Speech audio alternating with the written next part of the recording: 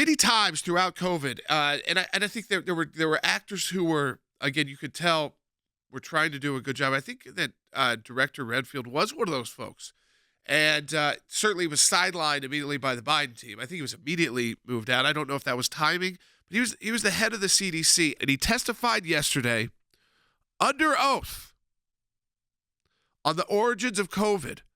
Why was the lab leak just thrown out the window immediately? And why was that disinformation or misinformation to even discuss it? Maybe this lab in Wuhan messed up. So not even blaming them 100%. Of course, if you want to talk that way, you can also say, well, how do we rule out an intentional leak? But certainly it should be fair to at least discuss the possibility of an unintentional leak from a lab that just didn't meet the standards to be doing this kind of dangerous research.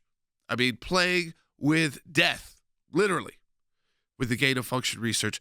Take a listen to this exchange between Dr. Redfield, the former head of the CDC, during COVID. He was on the COVID task force, and Congressman Jim Jordan. Dr. Redfield, you ran the CDC and you were on the coronavirus task force. Is that right? Correct. That was formed on January 29th, 2020. Is that right? Correct. 2 days later, Dr. Fauci gets an email from Dr. Anderson which says what? Virus looks engineered, virus not consistent with evolutionary theory. Is that accurate?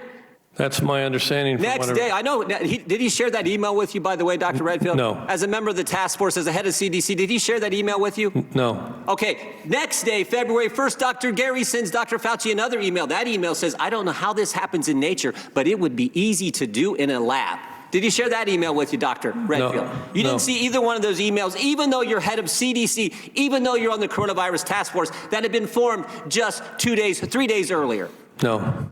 2 and 3 days before Fauci's getting emails from his colleagues who are experts, not being 100%, which is, again, no one is saying you had to be 100% there. It's just the idea that you couldn't even discuss the possibility that a lab in China that doesn't meet international standards was playing with the dangerous, deadly virus and messed up. So you're not even blaming the Chinese there for intentional conduct, but instead of, again, maybe negligence. And you couldn't even talk about it. But then now we have these experts. I mean, these are not kooks testifying, let's be honest. This is the former head of the CDC, like him or not. And the information is kept from them. 2 days after the coronavirus task force is formed, Fauci's not sharing with the team that his expert friends think this would be a lot easier to do in a lab. I mean, the direct quote from one of his doctors, Dr. Gary, was that, I don't know how this happens in nature. So the idea that this would be in a wet market would be pretty tough to explain. But it would be easy to do in a lab. That was written to Dr. Fauci. Dr. Anderson wrote into Dr. Fauci, this virus looks engineered, not consistent with evolutionary theory. I get why Fauci, the vaccine study, he's making money. He gets the Gates Foundation money. Okay. We all know that. Don't even have to go that route. Why is he protecting the Chinese?